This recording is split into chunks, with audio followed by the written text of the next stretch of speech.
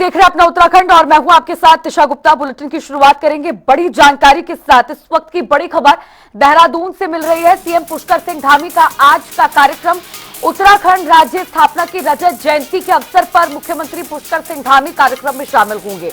हल्द्वानी में पूर्व सैनिक सम्मेलन में शामिल होंगे। अब से कुछ ही देर में सीएम धामी इस कार्यक्रम में शामिल होने वाले हैं। दोपहर 1 बजे जन वन महोत्सव कार्यक्रम में प्रतिभाग करेंगे। रामनगर नैनीताल में कार्यक्रम का आयोजन हो रहा है, जिसमें मुख्यमंत्री पुष्कर सिंह धामी मुख्य अतिथि के तौर पर शामिल होने वाले हैं। इसके बाद आपको बता दें, शाम 6 बजे राज्य स्तरीय युवा महोत्सव में देहरादून में एक कार्यक्रम रखा गया है और इस कार्यक्रम का भी हिस्सा बनने के लिए आज मुख्यमंत्री पुष्कर सिंह धामी शामिल होंगे। देहरादून से इस वक्त की बड़ी जानकारी आपको बता रहे हैं।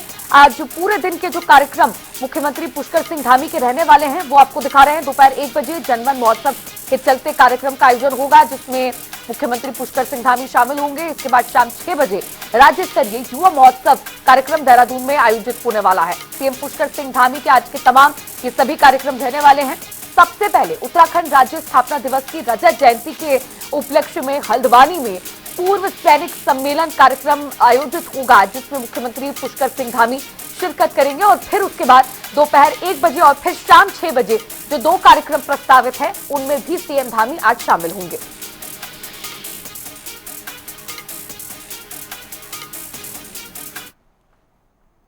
और चलिए अब खबरों में आगे बढ़ेंगे। आपको बताते चले कि मुख्यमंत्री पुष्कर सिंह धामी ने महिला क्रिकेट वर्ल्ड कप में भारत का प्रतिनिधित्व करने वाली उत्तराखंड की बेटी स्नेहा राणा से फोन पर बात कर उन्हें बधाई और शुभकामनाएं दी और साथ ही 50 लाख रुपए की प्रोत्साहन राशि देने की भी घोषणा की। इस दौरान मुख्यमंत्री ने कहा कि स्नेहा ने अपनी मेहनत और प्रतिभा से उत्तराखंड का नाम रोशन किया है। साथ ही उन्होंने कहा कि बेटियों की सफलता पर पूरे राज्य के लिए ये गर्व का विषय है।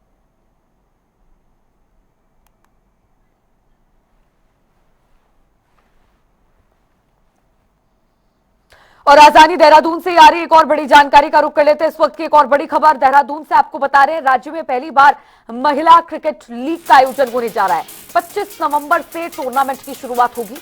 क्रिकेट एसोसिएशन ऑफ उत्तराखंड इसका आयोजन करेगा, यानी कि पूरा दारोमदार और तैयारियां व्यवस्थाएं क्रिकेट लीग को लेकर की जाएंगी। महिला खिलाड़ियों को बड़ा मंच मिलेगा।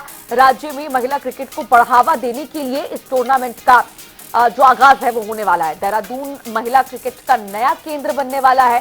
इस वक्त की बड़ी जानकारी देहरादून से आप तक पहुंचा रहे हैं। 25 नवंबर से इस टूर्नामेंट की शुरुआत होगी, जिसमें बढ़ चढ़कर महिला क्रिकेटर्स शामिल होंगी। क्रिकेट एसोसिएशन ऑफ उत्तराखंड इसका आयोजन करेगा और महिला खिलाड़ियों को बड़ा मंच यहां पर मिलेगा, जिससे वो प्रोत्साहित होंगी।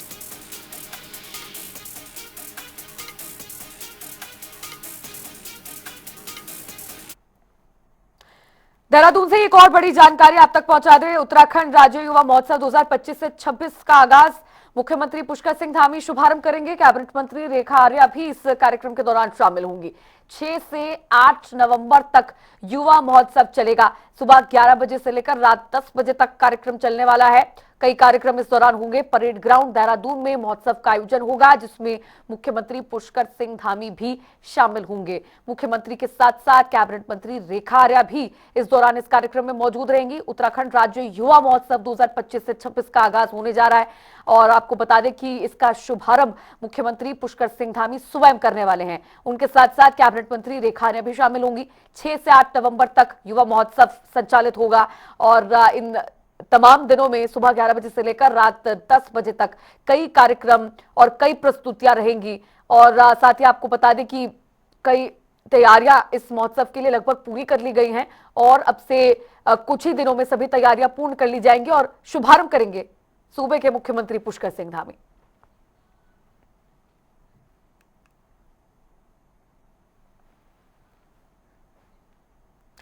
देहरादून में उत्तराखंड स्थापना के रजत जयंती वर्ष पर आयोजित 3 दिवसीय विशेष सत्र का समापन हुआ, जिस पर संसदीय कार्य मंत्री सुबोध उनियाल ने कहा कि जनता की अपेक्षाओं को पूरा करने वाला ये सत्र हमेशा याद रहेगा। तो वहीं नेता प्रतिपक्ष यशपाल आर्य ने सत्ता पक्ष पर आंकड़ों को तोड़ मरोड़ कर पेश करने का आरोप लगाया है। विकास की तुलनात्मक समीक्षा की मांग भी की है। देखिए, पहले तो मैं सारे सदस्यों को बधाई दूंगा, चाहे पक्ष हो या प्रतिपक्ष हो, दोनों ही दलों के सदस्यों ने राज्य हित के इस जो हम लोगों ने एक विशेष सत्र बुलाया था उस पर प्रतिभाग किया, और यही कारण है कि सदस्यों की उत्सुकता को देखते हुए पहली बार राज्य में सदन के समय को बढ़ाने का काम किया गया और एक दिन सदन बढ़ाया गया। और दलगत भावनाओं से ऊपर उठकर किस तरह इस राज्य को आगे आने वाले 25 पिछले बीते हैं 25 वर्ष, उसकी विकास यात्रा के साथ साथ आने वाले 25 वर्षों के रोड मैप बना के, क्योंकि इसके पीछे नियत है राज्य के विकास का रोड मैप किस तरह 25 वर्षों का बने, 25 वर्षों में किसकी सरकार आएगी, किसकी सरकार रहेगी जाएगी, ये इससे कोई लेना देना नहीं था। ये था कि राज्य किस तरह 25 वर्षों में आगे बढ़े, उस रोड मैप को लेकर सबने चर्चा की। और मुझे इस राज्य में जितने नित्यानंद स्वामी जी से लेके, कोश्यारी जी से लेके, स्वर्गीय नरेंद्र तिवारी जी से लेकर के भवन चंद खंडूड़ी जी, उसके बाद रमेश पोखरियाल निशंक जी, विजय बहुगुणा जी, हरीश रावत जी, त्रिवेंद्र रावत जी, तीरथ सिंह जी और पुष्कर सिंह धामी जी, ये सभी मुख्यमंत्रियों ने जो जो विकास के कार्य किए सबकी मुक्त कंठ से लोगों ने प्रशंसा की है। और क्योंकि इस समय एक विशेष अवसर इस राज्य के लिए है, इस अवसर को हमारे राज्य की चुनौतियों से निपटने के लिए, राज्य को जो अपेक्षा है राज्य के निर्माण की पीछे उनको पूरा करने के लिए किस तरह इस अवसर का फायदा उठाए, क्योंकि ये गोल्डन अपॉर्चुनिटी इसलिए है कि इस राज्य में डबल इंजन की सरकार है। देखिए 3 दिवसीय सत्र रहा और जो सार्थक परिचर्चा होनी थी उसमें सत्ता पक्ष की ओर से जो अपना लेखा जोखा पेश किया गया वो मात्र झूठ का पुलिंदा है और सच से परे है। और हमने ये भी कहा कि कांग्रेस के 10 वर्ष, कांग्रेस के 10 साल और 13 वर्ष भाजपा का शासन, इसका मूल्यांकन करने की आवश्यकता है और इस सच को स्वीकार भी करना चाहिए भारतीय जनता पार्टी की वर्तमान सरकार ने। शुरुआती दौर में जब राज्य का निर्माण हुआ, प्रथम निर्वाचित सरकार बनी और तत्कालीन मुख्यमंत्री माननीय नरेंद्र तिवारी जी ने विकास के एक नए आयाम स्थापित किए, इसमें कोई न संशय है न कोई संदेह है।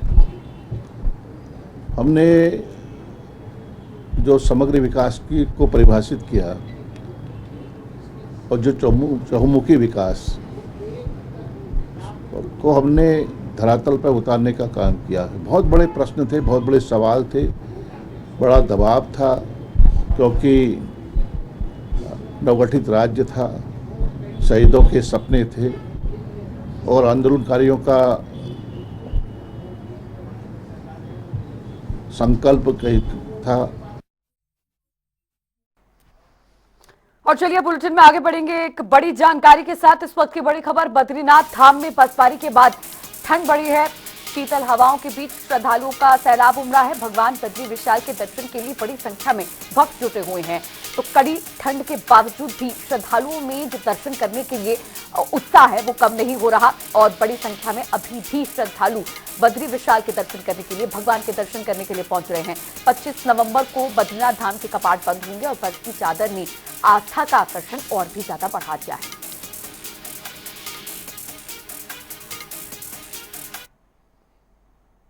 और उधर आपको बता दें कि उत्तराखंड रजत जयंती वर्ष के अवसर पर आयोजित 3 दिवसीय विशेष सत्र में आगामी 25 वर्षों के विकास के रोड मैप पर चर्चा हुई।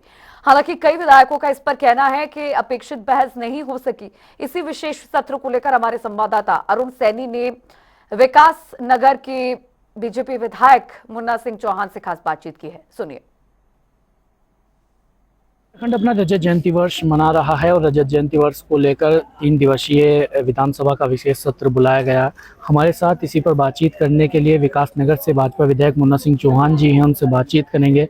सर, रजत जयंती वर्ष मनाया जा रहा है, विशेष सत्र बुलाया गया, 25 वर्षों में क्या खोया क्या पाया और 25 वर्षों का आगे का रोड मैप क्या है उस पर चर्चा हुई। तो क्या आप अब जो है सत्र समाप्त लगभग हो चुका, अब आप क्या मानते हैं जो 25 वर्षों का आगे के रोड मैप पर चर्चा सदन के अंदर हुई, क्या 25 वर्षों का वाकई रोड मैप सदन में पेश हो चुका है, क्या उस पर चर्चा हो चुकी है? चूंकि बहुत बड़ा प्रश्न आप कर रहे हैं, तो 25 वर्ष की यात्रा हमने पूरी की, उसमें बहुत सारी चीज़ें सेलिब्रेट करने वाली है, जिसमें हमने आशातीत प्रगति की। बहुत सारे क्षेत्रों में अभी भी दरकार है, और निश्चित रूप से इन 25 वर्षों से हमें सीखना भी है कि जहाँ पे हम अपेक्षित प्रगति नहीं कर पाए उसके कारण कौन से रहे, उसमें किस तरीके से फोकस्ड होकर के हमें काम करना है। सभी माननीय सदस्यों ने, सभी पक्ष के सदस्यों ने अपने हिसाब से अपने अनुभव के आधार पर चीजें कही। कुछ बातें भविष्य की जरूरतों के बारे में भी हुई, लेकिन हाँ, ईमानदारी यह है कि बहुत ज़्यादा कोई फ्यूचर के रोड मैप के ऊपर बहुत यूनिफाइड तरीके से, बहुत एक मत हो करके कोई मेजर रणनीतिक चीज़ों पर, मेजर सेक्टर्स पर बहुत एक क्लैरिटी के साथ राय उभर करके आई, ऐसा भी दुर्भाग्य से नहीं हो पाया। उस गंभीरता की भी कमी मुझे तो नजर आई। उसके लिए मैं भी जिम्मेदार हूं, और भी कोई जिम्मेदार होंगे।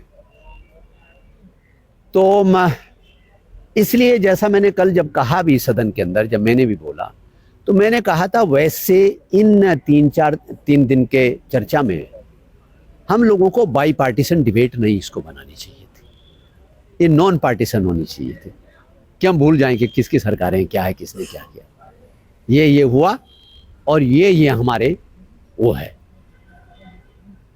लेकिन फिर भी माननीय सदस्यों ने अपने अनुभव के आधार पर बहुत सारी भविष्य की जरूरतों को रेखांकित किया।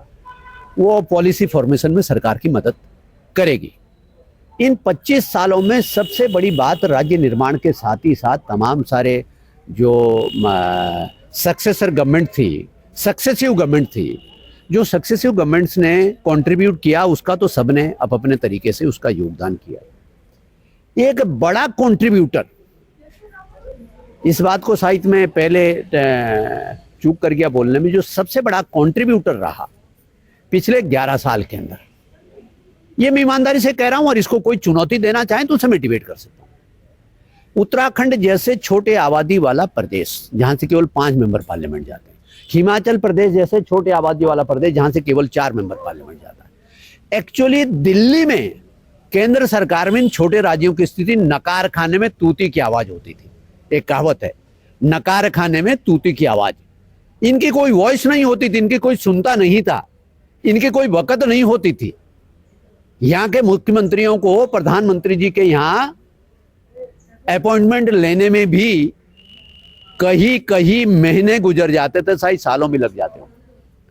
प्रधानमंत्री मोदी जी ने अपने रणनीतिक चीजों में, अपनी सोच में, पहले के लोगों के सोच से एक पैराडाइम शिफ्ट किया। मैं शब्द का इस्तेमाल कर रहा हूं, पैराडाइम शिफ्ट, जिसके तहत उन्होंने जाए मध्य हिमालय के जो छोटे छोटे राज्य थे, इनकी जनसंख्या, इनके मेंबर पार्लियामेंट की संख्या के आधार पर उसके महत्व को नहीं आंका, बल्कि उनकी जो स्ट्रेटेजिक महत्व है, जो उनका सांस्कृतिक महत्व है, जो उनका आध्यात्मिक महत्व है, उसको महत्व देते हुए और अपने नीतियों के केंद्र में इन राज्यों को रखा। और उसका उदाहरण है कि शायद जितने बार इन 11 वर्षों में मोदी जी उत्तराखंड आए हैं, उतने उससे पहले आजादी से लेकर के और मोदी जी तक का जो टोटल कार्यकाल हुआ, उस पूरे कार्यकालों में उससे आधे बार प्रधानमंत्री उत्तराखंड नहीं आए होंगे। और केवल उत्तराखंड ये नहीं आए कि देहरादून आए और परेड ग्राउंड में भाषण देके चले गए, यही होता था ना पहले पर। वो उत्तराखंड के दुर्गम से दुर्गम इलाकों में गए और उत्तराखंड के बुनियादी सवालों पर, उन सवालों पर बात की उन्होंने, जिन सवालों पर बात करने से हम स्थानीय लोग भी चूक जाते थे। और उन्होंने एक बड़ा स्टेटमेंट दिया कि 21वीं सदी का तीसरा दशक उत्तराखंड का दशक है। उन्होंने एक बड़ा स्टेटमेंट दिया कि Uttarakhand should become a marriage destination. उन्होंने यहां के इकोनॉमिक डेवलपमेंट के थ्रेड को, जो ताना बाना था, चूंकि यहां के वो गार्ड गदेरे कंदराओं तक गए हुए हैं एज ए प्रचारक, एज ए साधक, तो उनको हिमाचल उत्तराखंड के इस देवभूमि के बारे में इतनी बारीकी से जानकारी है कि उन्होंने अपने नीतियों के केंद्र में उसको रखा। उसी का नतीजा है कि जो मेजर इंफ्रास्ट्रक्चर प्रोजेक्ट्स है, ऑल वेदर रोड, चार धाम का, बद्रीनाथ केदारनाथ जी का मास्टर प्लान, ये जो तमाम सारे काम हैं और जो तमाम सारे इंफ्रास्ट्रक्चर डेवलपमेंट के, रोपवे के, हेमकुंड साहब का रोपवे और बहुत सारा Rishikesh Karnaprayag railway project, it's going to be an engineering wonder. लोग आज मानते नहीं हैं, अंग्रेजों ने भी साहब हथियार डाल दिए थे।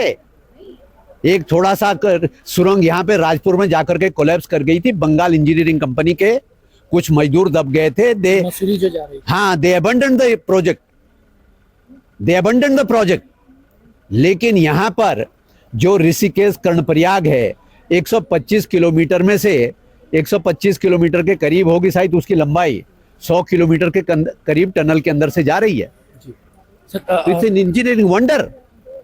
जी सर, देखा जाए तो जब भी सत्र होता है, चाहे वो गैरसैंण में हो या देहरादून में, अक्सर देखा जाता है कि राजधानी का मुद्दा जरूर उठता है, स्थायी राजधानी। और इन 25 वर्षों में उत्तराखंड को अभी तक अपनी कोई स्थायी राजधानी नहीं मिल पाई है। इस बार भी सदन में उठा कि स्थायी राजधानी गैरसैंण को लेकर, या फिर देहरादून की बात भी कही कि देहरादून को स्थायी राजधानी बना देनी चाहिए जब इतना इंफ्रास्ट्रक्चर है। आप क्या कहेंगे इस पर लेकर, क्योंकि अभी तक इन 25 वर्षों में कोई भी स्थायी राजधानी उत्तराखंड को नहीं मिल पाई? एक कहावत कहते हैं हमारे गाँव देहात में, पीछे छोड़ आगे दौड़।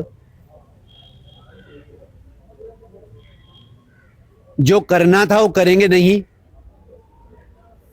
और दूर का सपना दिखाएंगे।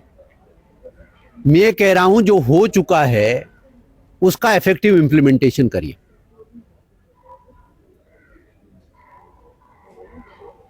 त्रिवेंद्र सिंह रावत जी की सरकार ने गैरसैंण को ग्रीष्मकालीन राजधानी घोषित करने का साहस जुटाया, घोषित कर दिया। अब मेरा सबसे प्रार्थना है सभी विधायकों से, अभी धामी जी की सरकार ने वहां इंफ्रास्ट्रक्चर डेवलपमेंट के लिए बहुत सारी घोषणाएं और की। मेरा सभी राजनीतिक दलों से, सभी माननीय विधायकों से आग्रह है कि हम इस पॉलिटिकल स्कोर करने में न जाएं कि किसने 5 दिन का सत्र रखा, किसने 6 दिन का रखा, किसने 3 दिन का रखा। यदि मैं आपको राजनीतिक भाषण न, स्टेटमेंट न दो और ईमानदारी से बात करूं तो सच्चाई यह है कि गैरसैंण जब सत्र होता है तो जाते विधायक बाद में हैं, वापस आने के लिए बैग पहले पैक करके रखते हैं। This is the level of sincerity and this is the level of commitment. I am sorry to say, केवल 3, 4, 5 दिन, 6 दिन का सत्र करना कोई प्रदेश की राजधानी या ग्रीष्मकालीन राजधानी नहीं होती। मैं ये कह रहा हूं कि आप सत्र करिए जितने दिन का करना है, लेकिन ग्रीष्मकालीन राजधानी घोषित की है तो now Gairsain should be A functional summer capital. राजधानी केवल विधानसभा का सत्र करने मात्र के लिए थोड़ा ना होती है, कामकाज करने के लिए होती है। कामकाज करिए ना वहां बैठ करके। गैरसैंण को फोर्टिफाई करो, केवल किलेबंदी करो, इसके लिए थोड़ा ना वहां बैठ करके कामकाज करो। तो we would like to see Gairsain as a functional summer capital. आगे की बात तब सोचेंगे, उस पर ईमानदारी से करें तो अपने आप एक समझ विकसित होगी, एक विजन डेवलप होगा कि वहां रह करके आप क्या क्या कर सकते हैं। तो पॉलिटिकली स्कोर करने के लिए, केवल एक ने कुछ कहा उसका जवाब देने के लिए मत कहिए। ईमानदारी के साथ, कमिटमेंट के साथ वहां करिए।